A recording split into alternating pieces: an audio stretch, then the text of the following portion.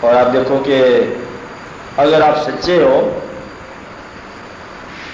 سچا، درویشوں کے قائل، اولیاء کرام کے قائل، پیغمبروں کے ماننے والے، تو آپ کی تمام محبت کے تمام اسماء زندگی کے اس پار ہیں۔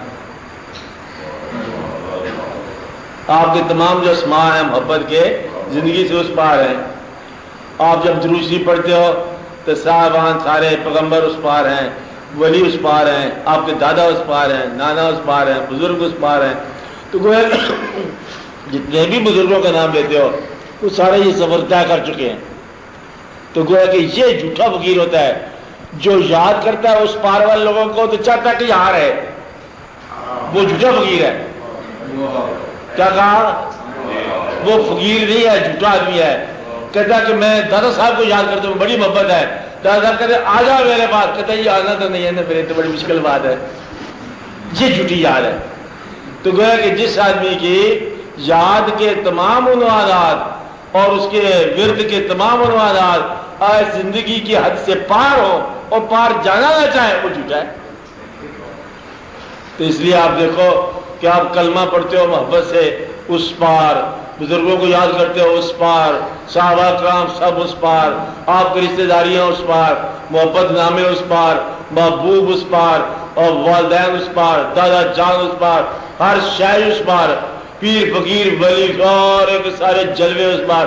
تو تسی ادھر کدھر رہنا چاہتے ہو؟ تو لہٰذا یہ جدائی ہے، زندگی فراق ہے، موت کو مثال کہا گیا۔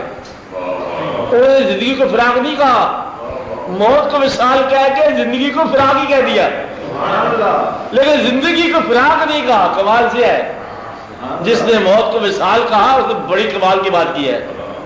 موت مثال ہے، اس مثال کا فراق کیا ہے؟ یہ تو مثال ہے، فراق کیا ہے؟ کہتے بھئی یہ پتہ نہیں کیا ہے۔ تو فراق تو زندگی ہونا چاہیے۔ انہوں نے کہا زندگی فراق تو ہے لیکن اس فراق میں بھی مثال ہوتا رہتا ہے۔ کمال سے ہے، اس لیے موت مکمل مثال ہے اور زندگی میں مثال ہوتا ہی رہتا ہے۔ اس لیے زندگی کو فراق نہیں کہہ سکتے، زندگی داستان ہے الفراق کی، لیکن اس میں مثال ہوتا ہی رہتا ہے۔ تو لہٰذا زندگی میں گاہے گاہے مثال ہوتا ہے، موت میں ہمہ وقت مثال ہوتا ہے۔ اس لیے موت کو مثال کہا ہے اور زندگی کو فراق نہیں کہا، حالانکہ فراق ہے۔ اس لیے نہیں کہا کہ اس میں گاہے گاہے آتا رہتا ہے۔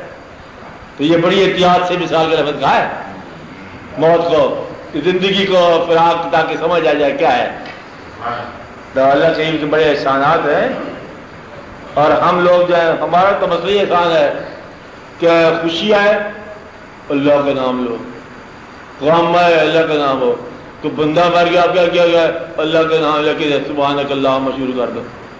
تو اسی تو ہر حال میں مطلب اللہ کو یاد کرنا ہے، تو کوئی بھی حالت ہو ہم اللہ کو یاد کرنا ہے۔ کیوں آپ بتا دیے نا کہ وہ لوگ جو ہے ہر حال میں اللہ کو یاد کرتے ہیں، اور اس کربٹ ہو تو اللہ کو یاد کرتے ہیں، اس کربٹ ہو تو اللہ کو یاد کرتے ہیں، کچھ حاصل ہو تو اللہ کا شکر ادا کرتے ہیں، کچھ چلا جائے تو اللہ کا شکر ادا کرتے ہیں۔ ہم ہر حال میں اللہ کے، ہر حال میں ہم حال اللہ کا ہو جانا، یہ اس کا ٹیسٹ غم میں ہوتا ہے۔